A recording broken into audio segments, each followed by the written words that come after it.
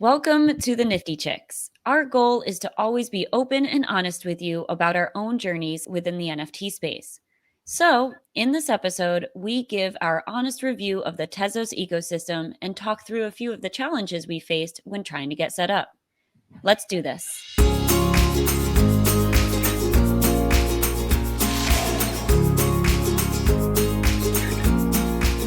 Welcome to the Nifty Chicks. Hi, Minty Cell. Hi, Jen FT. How are you? I am good. How are you? Well, I'm honestly a little frustrated right now. I know. I am too. Yeah.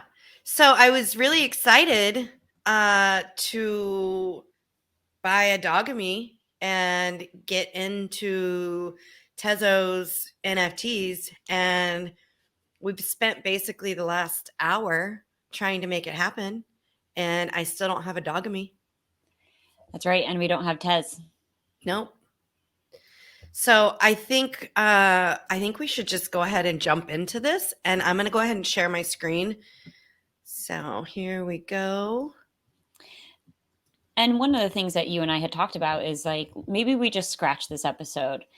Yeah. But we chose not to because we want to share kind of our frustrations because the NFT world is not perfect and the technology that comes with it is not perfect. So, Right. I'm excited to actually share this because it's a truly an honest experience that we've just gone through, and I think it's important for our listeners to hear this. Right, and it's not that Tezos is bad, but it's just it's different and it's challenging and it's a little frustrating. So I've got Tezos website here, and I'm going to go ahead and go over to the ecosystem and pick their projects, which we talked about the last episode with Carolyn Rogers from Tezos. And we talked about, a few different projects they have going on.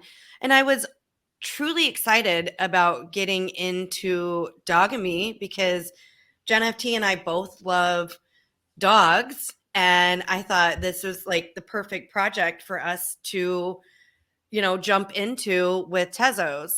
And we really wanted to bring to you an episode showing how easy it was to get into Tezos and buy a Dogami NFT. And we literally have spent the last like 45 minutes trying to figure out how to do it. And I still don't have a Dogami.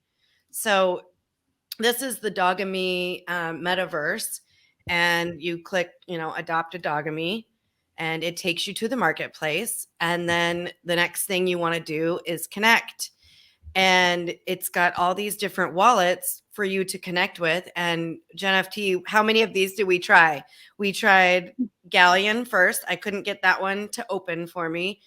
We tried Kukai. I couldn't get verified there.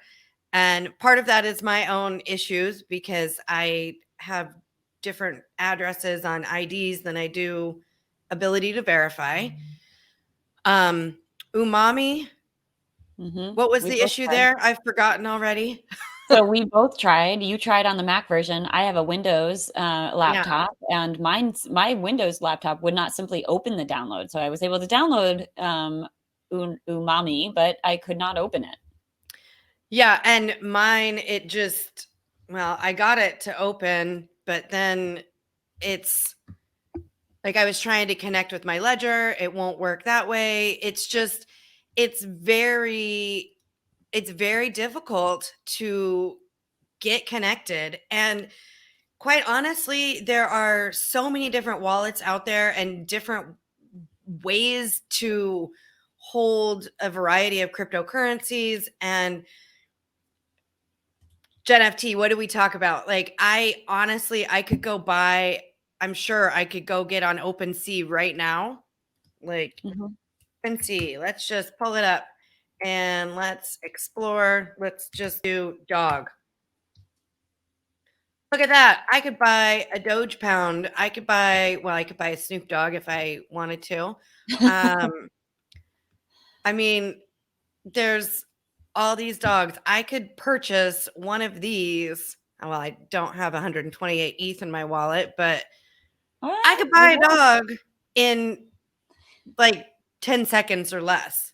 Yeah. And I On think that's one of the challenges is that we largely use the most common type wallets. Like I use a MetaMask primarily.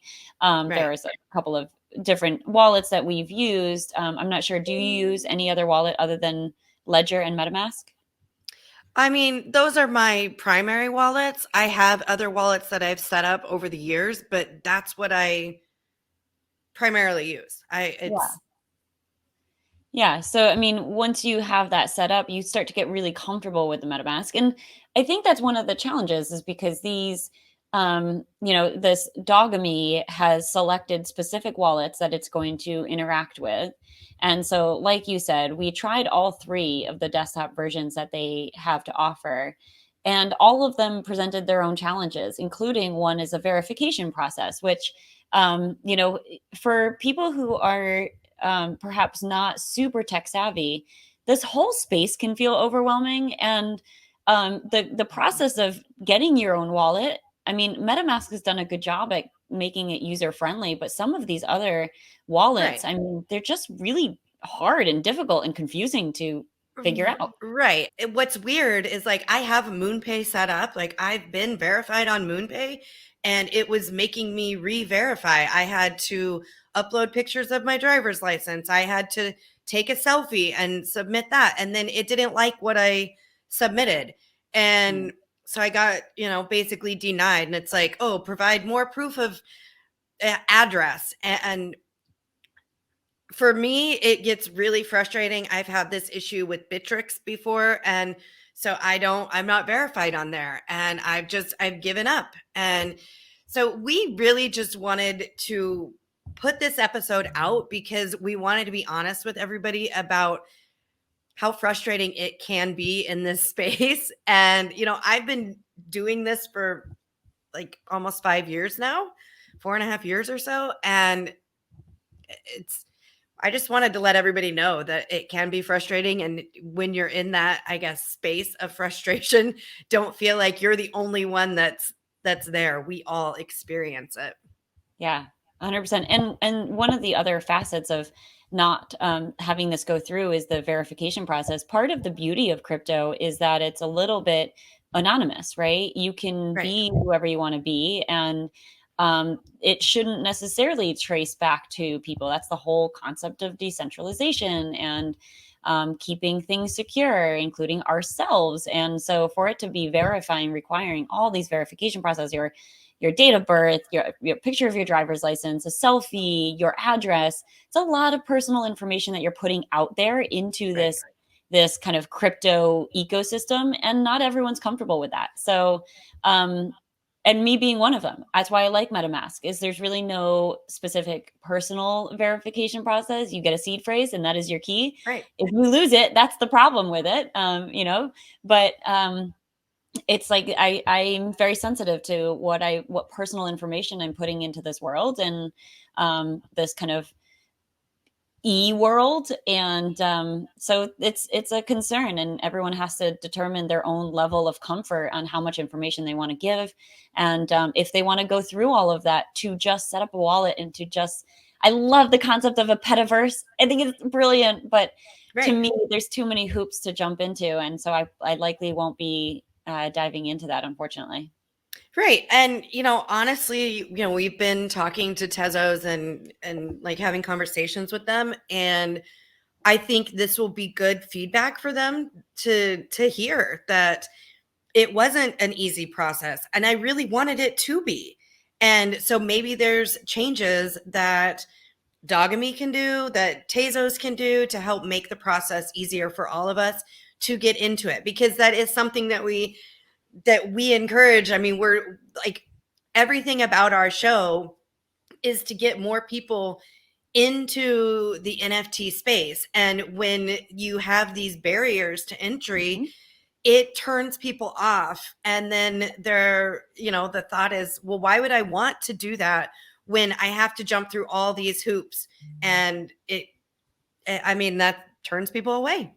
That's right. That's right. So it was Yep. frustrating for both of us. Neither one of us could get it to work, but That's okay. Like I said, I love the concept, but we're going to be honest and transparent with our journeys and wanted to share that it's not all rosy for us either. I mean, we've been in this Right. space for a while, and I feel like we're pretty educated in the space, and yet still come across challenges. And we're Yep. just being honest.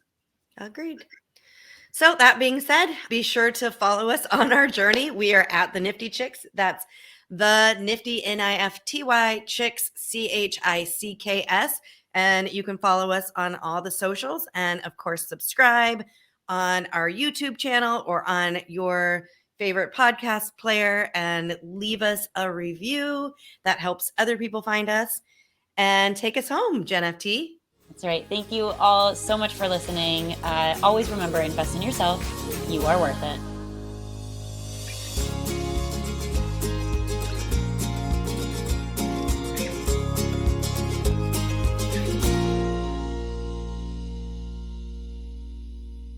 Please listen carefully to the following disclaimer. Neither the host nor the guests of the Nifty Chicks podcast are acting in the capacity of financial advisors. We wish to remain transparent and impartial to the NFT community at all times, and therefore, the content provided by the Nifty Chicks hosts and guests are intended for general information purposes only. Nothing written or discussed by the Nifty Chicks hosts and guests should be construed or relied upon as investment, financial, legal, regulatory, accounting, tax, or similar advice. Nothing should be interpreted as a solicitation to invest in any cryptocurrency or NFT, and nothing herein should be construed as a recommendation to engage in any investment strategy or transaction. Please be advised that it is in your own best interest to consult with investment, legal, tax, or similar professionals regarding any specific situation and any prospective transaction decisions. You must do your own research when considering investing in cryptocurrencies or NFTs. We are simply sharing our journey with you as we learn more about the world of NFTs. Happy minting.